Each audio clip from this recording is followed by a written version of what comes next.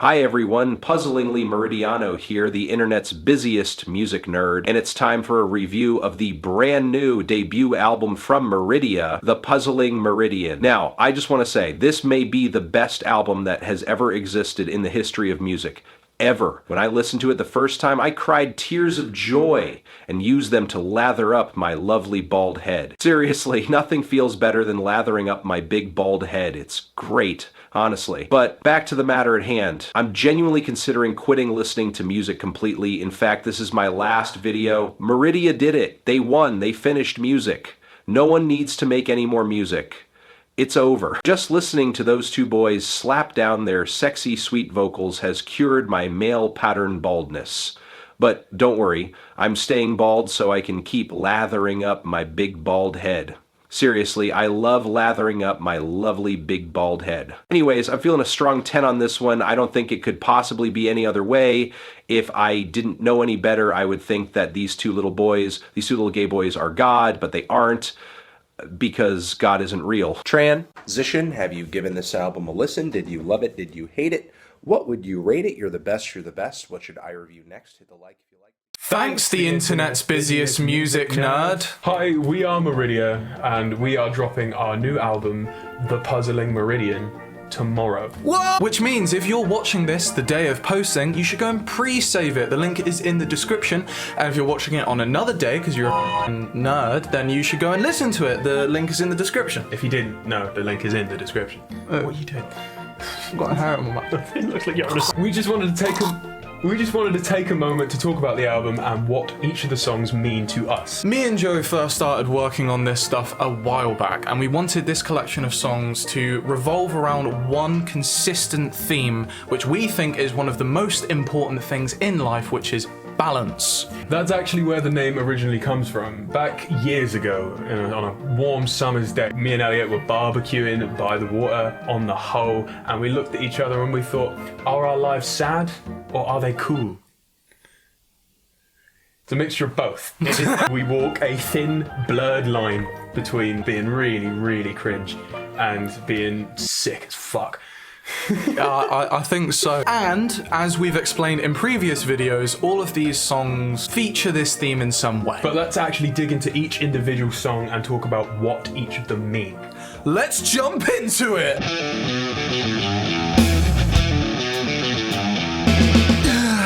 The first song is called Ride the Snake, and it features balance in day-to-day life. Struggling between the need of a life of chaos, going out drinking, doing dumb shit, and then coming home with the sun already rising and burning your eyes into the back of your skull, making you question your place in it all, reevaluating your life, and ultimately worrying if you're a scumbag. It's about wanting to build a better life for yourself, but because you're living with these habits of just short-term joy, this chaos, it's hard to break out of. And so instead of putting in the effort to be better, you just live comfortably and continue to ride this ever-going snake. This song and Marsupial, the next song, have the same themes. However, in this song, the chaos wins, and you're regretting your life on the other side of a whiskey bottle. And then the next one, Marsupial,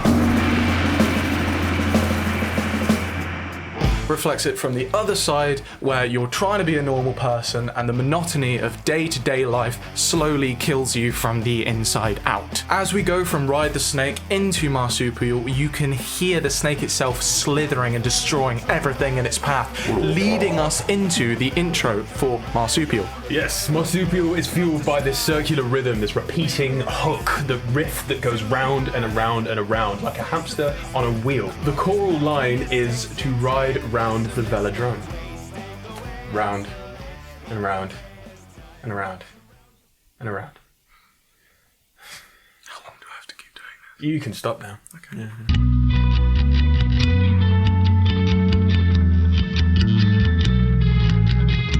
The third song is our single Falling Through the Cracks. This is an ode to our time spent being overwhelmingly inebriated, specifically in the company of our friends from Gash Manor. So, have you ever been so fucked that you go and listen to Once by Liam Gallagher and pretend to go and vomit in the bathroom to hide the fact that you're really crying because you've wasted your youth? No, me neither. Every thought is a threat. Vultures circling overhead, waiting to feast upon your corpse. The television burrowing deep within your soul, eating you from the inside, falling into this hurricane of impotent terror. It's all in your head. It's all in your head, man. It's all in your head. No, it's all in your head. All in my head. I'm a figment of your imagination. That makes sense. I feel alive. The fourth song is called Love Bleeds Through. This is Elliot's love letter to my sound anchor of advice. Yeah, alright. This is a personal favourite, and it's not just important to the running theme of balance, but also to Meridia and our relationship as a whole. I have autism, if you haven't already fucking noticed, and struggle a lot with my mental health. I swing between ecstasy and dark low points. I wanted to write a song that reflected both ends of this spectrum, so I decided to write a piece while in a good place, and a piece when I was in a bad one, held together by a binding agent that Joe wrote, representing the fact that he has and will always be there to tether me to reality, no matter how far past the meridian I stray. Joe answers my questions and eases my doubts. Some of it is written on my debt to him and his arsenal of words that tether me to hope. Anchor me to hope. I don't know, what the fuck. See what I mean? This is a love letter, and the consequences of this pupation, so to speak, is the emergence of a new man.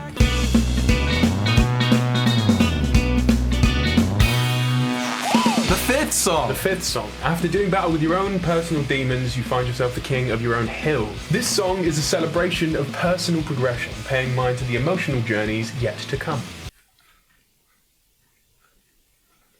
Twat. Melodically, A New Man is a battle hymn. The opening guitar mimics fanfare, and the solo tears through as mindless self-indulgence. We want to show off. Yeah, we do. Yeah, A little bit. Just fuck you all. Fuck all the haters, bro. Fuck all the haters. Fuck. Oop. The song compares the battle of bettering yourself to a charge on an actual battlefield, presented in this cartoonish and optimistic way with some battle cries and words of wisdom sprinkled along the way.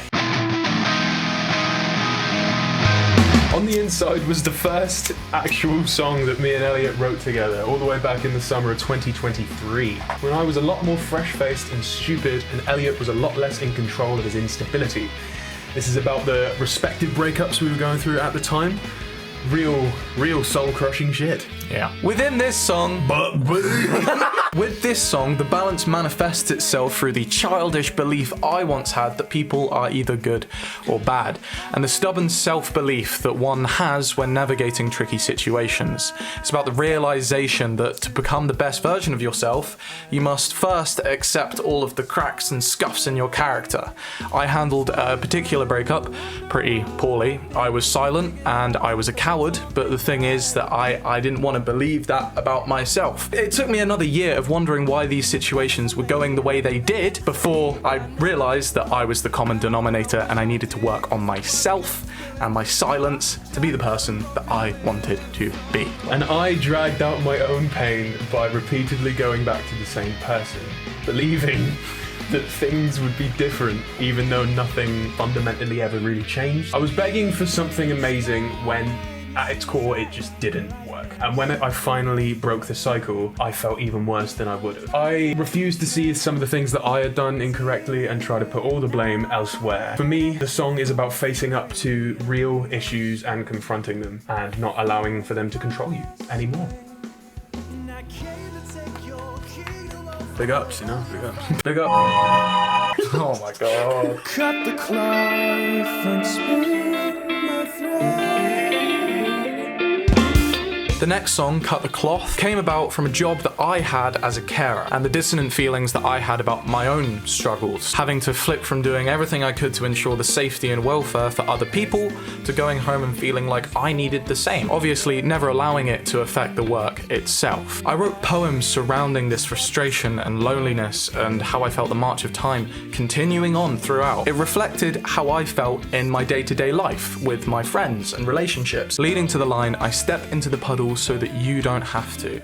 But what makes it special is Joe's response. but who goes after you? Revealing a completely different take on the matter. He points out that in my state, I didn't consider the lengths that my friends and family go to support me and help me in my own struggles. For me, the song chronicles my own existential fears over the passage of time. How in relatively no time at all, an entire year can pass. How yesterday's memories are already 6 months ago.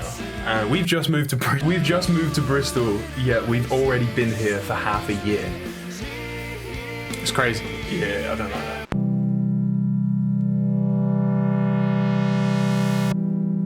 For the 8th song, 136, Elliot designed kind of an electronic instrumental. He told me that the day he had put it together, February the 5th, was the exact midpoint between the last summer's end and the next summer's beginning. I wrote my part about longing for the summer to come and bring with it all these happier times. But when summer came and left, I felt as though I had nothing to show for it. I was working a boring job with terrible hours to try and earn the money that I needed to move to Bristol, and it took away my chance to make some incredible memories. We decided to make it a duet, an ode to summer, about how we would wait like dogs for our shepherds, and then when summer does come, we do the same for winter, waiting eternally for a shepherd that will never come. We decided to release it on the anniversary of its inception, February the 5th, exactly 136 days from the previous summer's end and the next one's beginning. Mum's calling me. Sorry, Mum, we have to answer that later. God, fucking declining your mum's call. Hey, I'm busy. We're busy. Yeah, that's kind of peak, man. Last summer, I'm gonna call her late right now.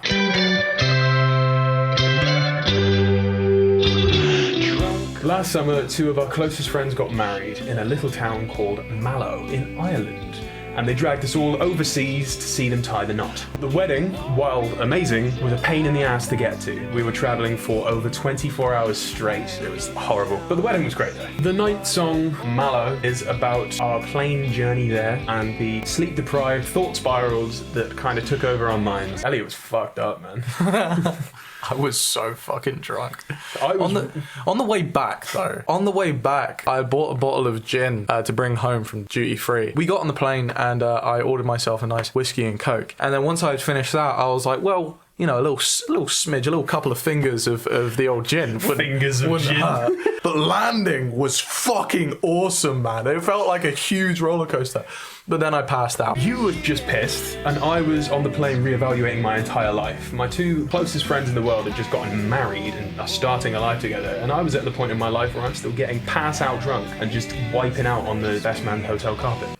To be fair, we did make our lives more difficult. Due to our lack of time and money, we planned our trip in the cheapest way possible, leaving us travelling for 2 days straight on the way there and sleeping on the floor in Stansted Airport. The song originally came from a poem that I wrote while taking off, seeing the sprawling size of the earth below and realising our lack of significance in it all. I was totally enamoured by a girl who I thought at the time would never reciprocate these feelings. Shout out Jess White.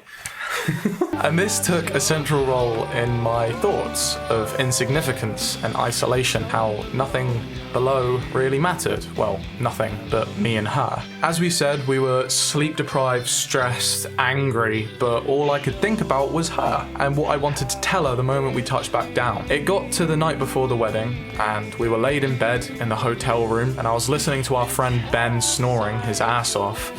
And I decided to call her. I sat in the stairwell of the Premier Inn and told her everything. And lo and behold, hundreds of miles away, over the Irish Sea at 3 a.m, she told me she felt the same. The next day, we watched 2 of the people we love most in the world get married. And with this beautiful ceremony in this nicest little town that I've ever been in, and everything suddenly made sense. The hours of stress and arguing and sleep deprivation, it was all worth it. Because love is worth it.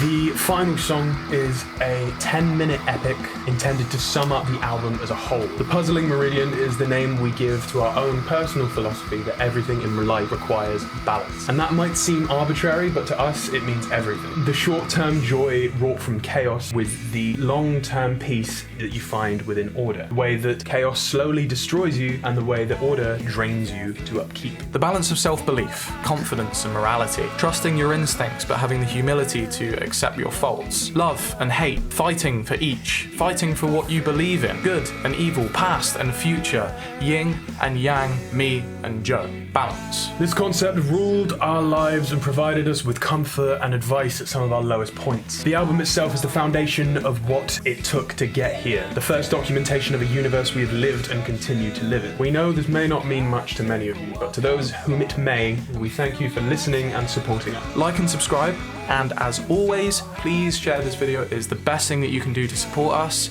We'll see you later, and you're always welcome here in the Puzzling Meridian.